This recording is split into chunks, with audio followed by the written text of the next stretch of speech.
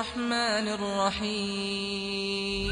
الحمد لله ثم الحمد لله، الحمد لله حمدا يوافي نعمه ويكافئ مزيده. يا ربنا لك الحمد كما ينبغي لجلال وجهك ولعظيم سلطانك. سبحانك اللهم لا أحصي ثناء عليك، أنت كما أثنيت على نفسك. وأشهد أن لا إله إلا الله وحده لا شريك له، وأشهد أن سيدنا محمدًا عبده ورسوله وصفيه وخليله، خير نبي أرسله الله إلى العالم كله بشيرا ونذيرا. اللهم صل وسلم وبارك على سيدنا محمد صلاة وسلاما دائمين متلازمين إلى يوم الدين. وأوصيكم أيها المسلمون ونفسي المذنبة بتقوى الله تعالى. أما بعد، فيا عباد الله، القوة أمر مرغوب محبوب، فمن ذا الذي لا يحب أن يكون قويا في مختلف جهاته ونواحيه؟ والضعف أمر مكروه مبغوض، فمن ذا الذي يريد أن يكون ضعيفا أو يتطلب الضعف؟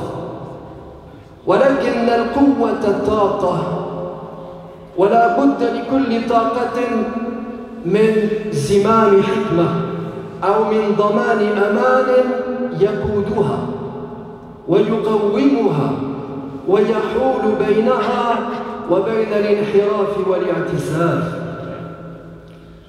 La force est une qualité aimée des hommes qui n'aiment pas être forts dans tous les domaines, alors que la faiblesse, elle, est un défaut détesté des hommes qui aiment faire état de sa faiblesse et de ses manquements à soi-même. Cependant, la force est une qualité qui doit être tempérée par la sagesse et la vertu, faute de quoi elle mène à la ruine celle qui en est pourvue. والقرآن الكريم يرشدنا إلى أن فضيلة الأمانة هي الضابط للقوة، ولذلك يقول القرآن الكريم عن ابنة شعيب حين تحدثت إلى أبيها عن موسى بعد أن سقى لها ولأختها ثم تولى إلى الظل، قالت إحداهما يا أبت استأجره إن خير من استأجرت القوي الأمين.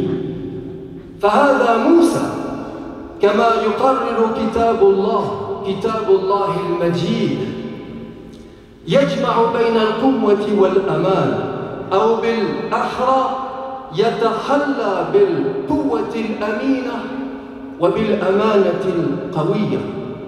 فهذا موسى وهو حينئذ شاب قوي وفتى جيد تبدو عليه الصحة والعافية، ولكنه في الوقت نفسه شاب أمين وعفيف في نظره وفكره. وإذا اجتمعت القوة والأمانة في شخص واحد أوسع له ربه في الفضل والعطاء. Le Coran nous indique que la vertu est l'élément modérateur de la force. Moïse nous raconte, le livre saint, avait trouvé au point d'eau de Madian des gens qui abreuvaient leurs troupeaux. Il y avait trouvé aussi deux femmes qui se tenaient à l'écart et qui retenaient leurs bêtes. Moïse abreuva les bêtes des deux femmes, puis se retira à l'ombre. L'une d'elles dit alors à son père, qui était resté en arrière, « Ô mon père, engage Moïse à ton service, moyennant salaire. Il est vraiment le meilleur de ceux que tu pourrais engager. Il est fort et digne de confiance. Fort et digne de confiance. Voilà les deux qualités que Moïse mêle ensemble et dont le Coran se fait l'écho. Ainsi, Moïse réunit la vertu de la force et la force de la vertu. Certes, il est ce jeune homme fort, puissant, robuste, dont la santé et le physique sont épanouis.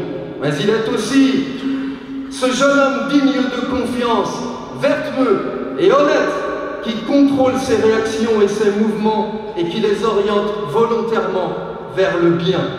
Certes, mes frères, celui qui réunit la force et la vertu, celui-là est avantagé et favorisé par le Seigneur.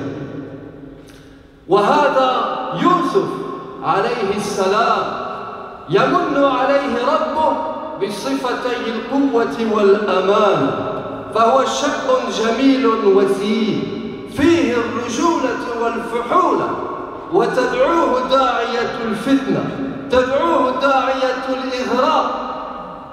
ولكن يوسف عليه السلام لا يريد أن يستجيب لقوته وحدها، بل يريد أن يقودها بزمام الأمانة والحصاد، كما يقص لنا القرآن: وراودته التي هو في بيتها عن نفسه وغلقت الأبواب وقالت هيت لك، قال معاذ الله إنه ربي أحسن مثواي إنه لا يفلح الظالمون، ولقد همت به وهم بها لولا أن رأى برهان ربه كذلك لنصرف عنه السوء والفحشاء إنه من عبادنا المخلصين.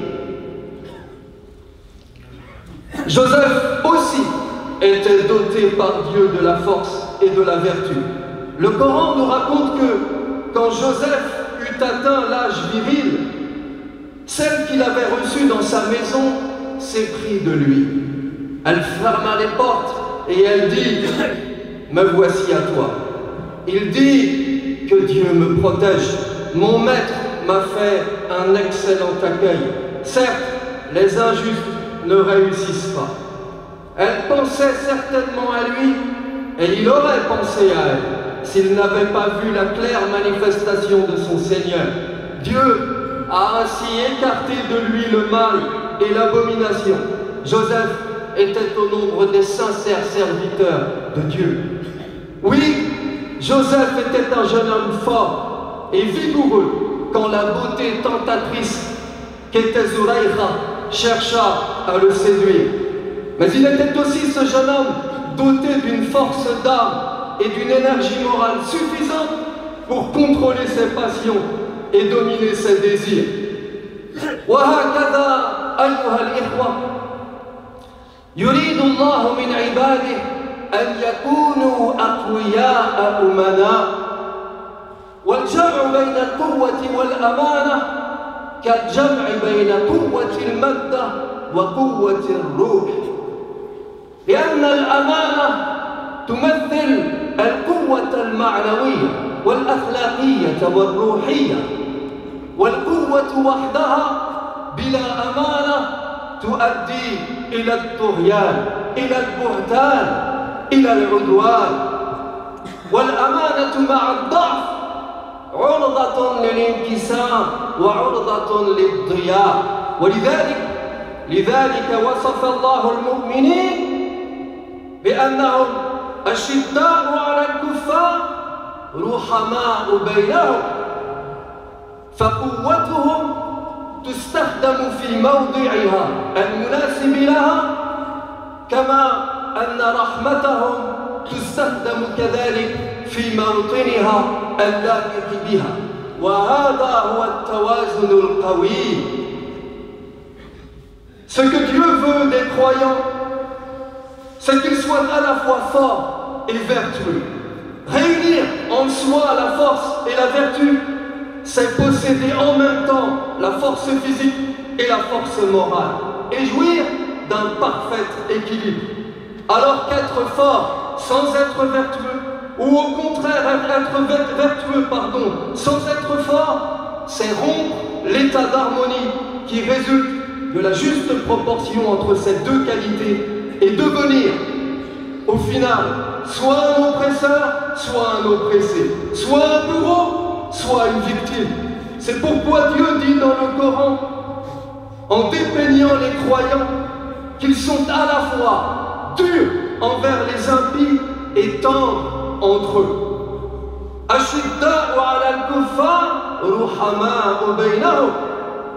Autrement dit, les croyants sont ceux qui emploient la force là où elle s'avère nécessaire et la douceur là où elle se montre requise. De cette juste proportion entre la force et la vertu découle, mes frères, l'état d'harmonie du monde. Et de cette inégale proportion entre la force et la vertu découle le déséquilibre du monde. وكما عني القرآن الكريم بالإشارة إلى القوة والأمانة عنيت السنة المطهرة بذلك فقد قال رسول الله صلى الله عليه وسلم في الحديث المؤمن القوي خير وأحب إلى الله من المؤمن الضعيف. لاحظوا أيها الإخوة، لم يفضل الرسول مطلق قوي على مطلق ضعيف، ولم يقل مثلا القوي خير من الضعيف، لا، لم يقل هذا، بل قال المؤمن القوي، فأشار في هذا إلى الفضيلتين، فضيلة القوة وفضيلة الإيمان. أشار بذلك إلى الفضيلتين اللتين تلتقيان فتتعادلان فيكون من ورائهما الخير الكثير. وكم من ضعيف مسالم يكون خيرا وأحب إلى الله من القوي الباطش الذي لا أمانة له ولا رحمة.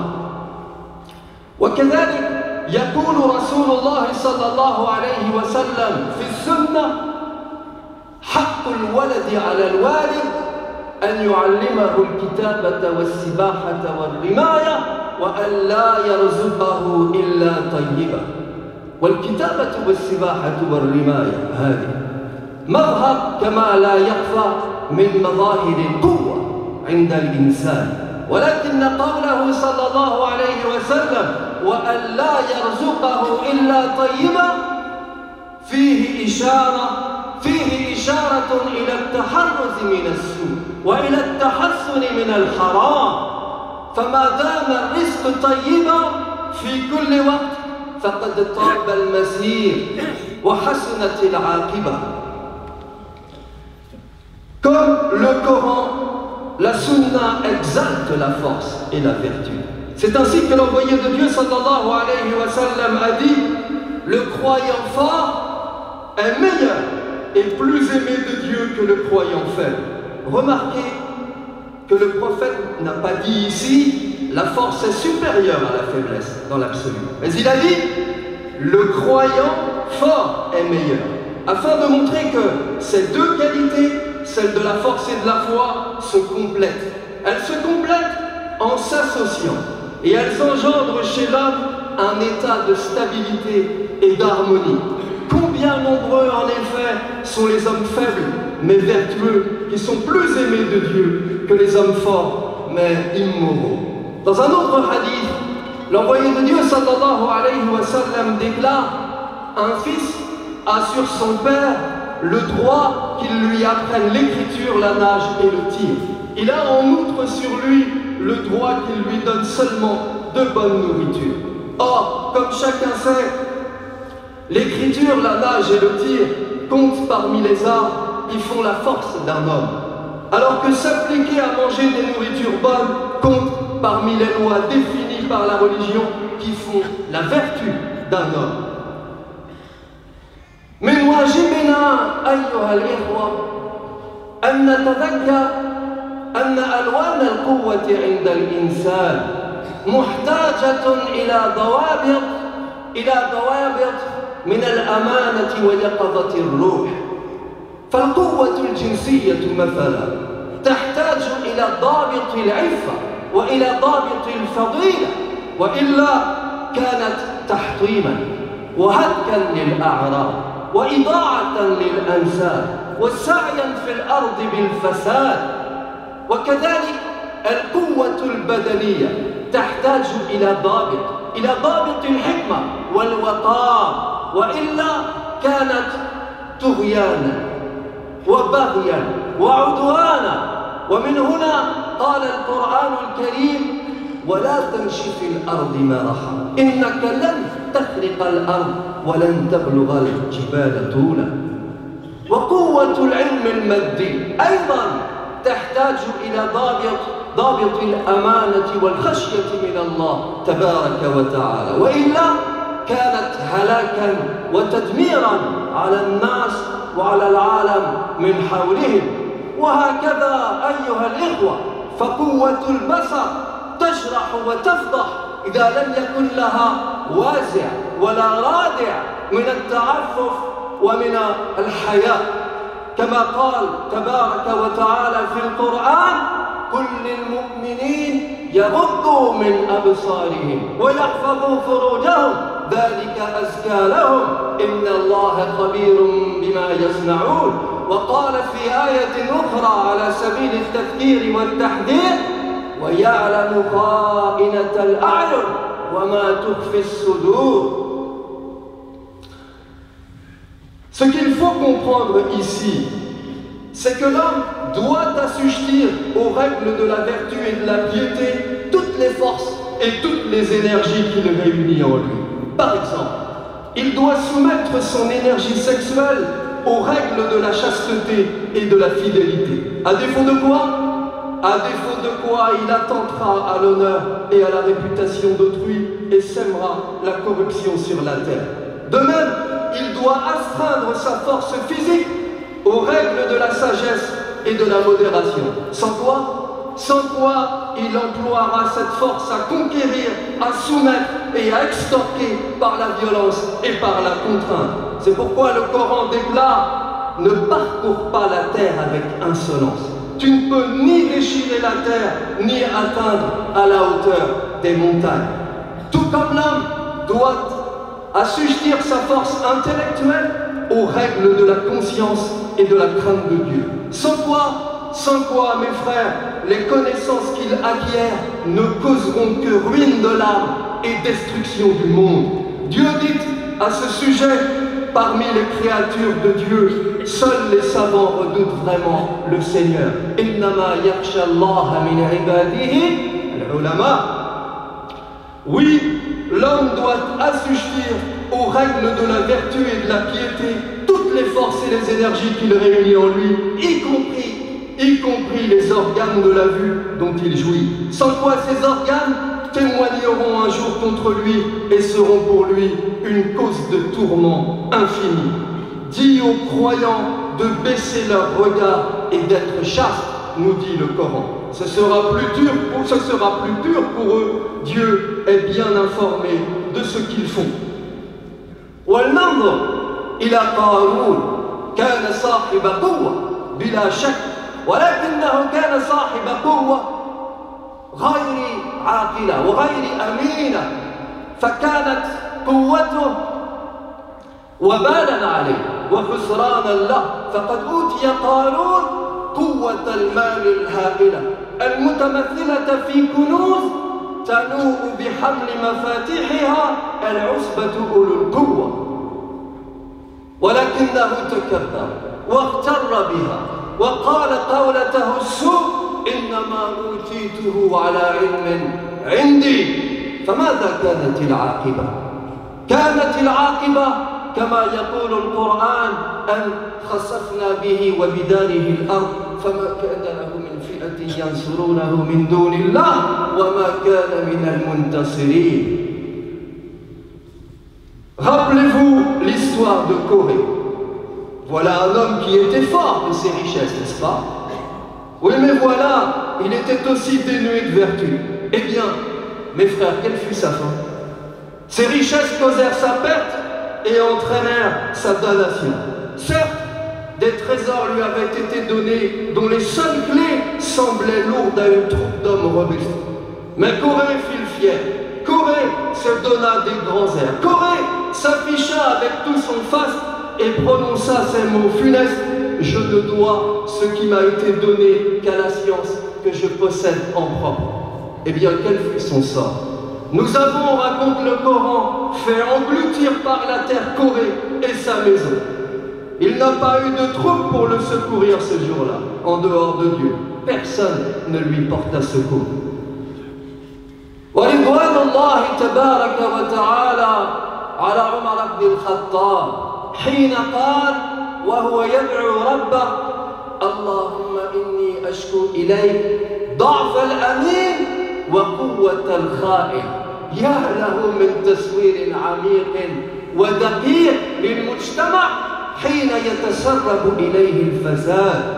فإذا التقي النقي مجرد من السلطة ومبعد عن التمكن من الأمر، وإذا الفاسد الخؤون تتهيأ له أسباب الطغيان والبغي والعدوان.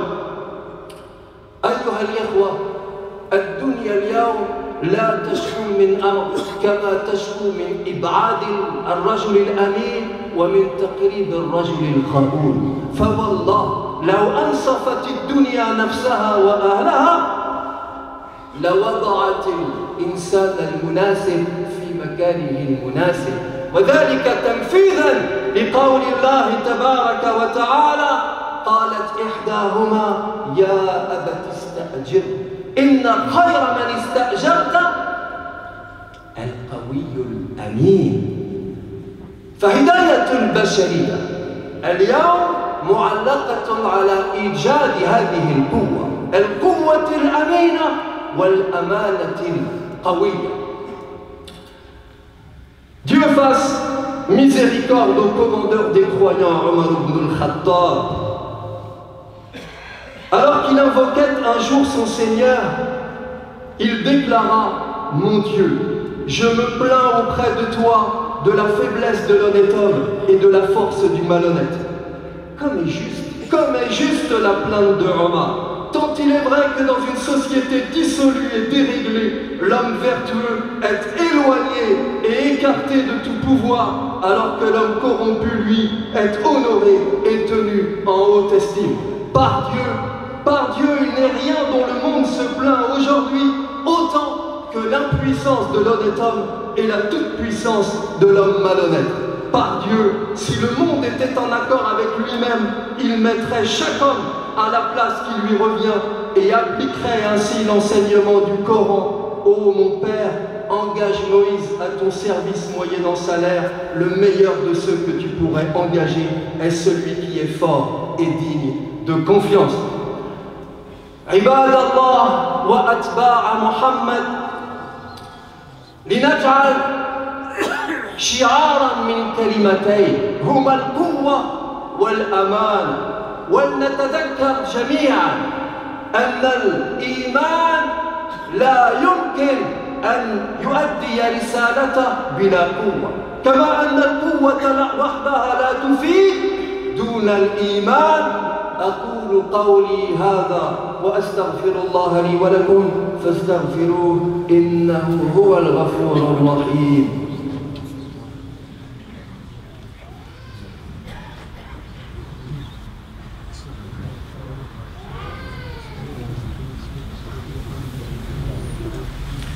الحمد لله حمدا كثيرا كما أمر، وأشهد أن لا إله إلا الله إقرارا بربوبيته وإرغاما لمن جحد به وكفر، وأشهد أن سيدنا محمدا عبده ورسوله وصفيه وخليله.